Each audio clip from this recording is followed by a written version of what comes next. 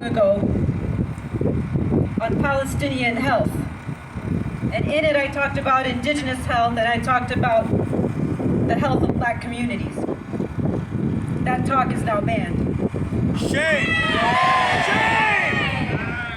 I am a child and adolescent psychiatrist, and I'm representing healthcare workers for Palestine.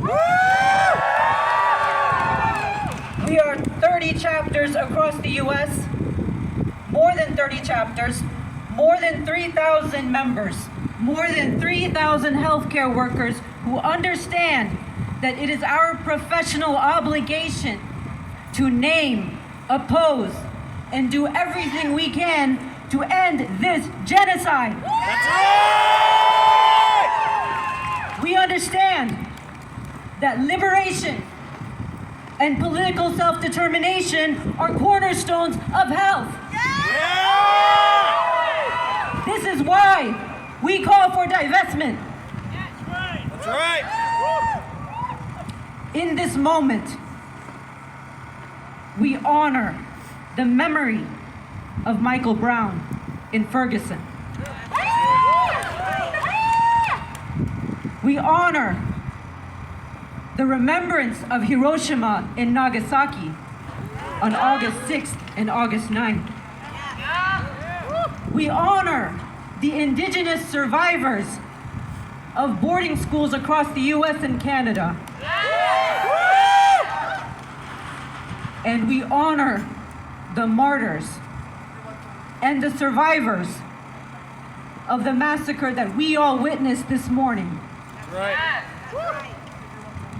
We understand these are linked. This is why we call for divestment. Yeah! Healthcare workers have been calling on healthcare institutions across the U.S. to divest from Israel, just as we have all been calling for academic institutions and businesses to divest. We have all called for the federal government to divest, and today, with one voice, we call on Governor Walz and those who sit on the Minnesota State Board of Investment to divest from Israel. That's right!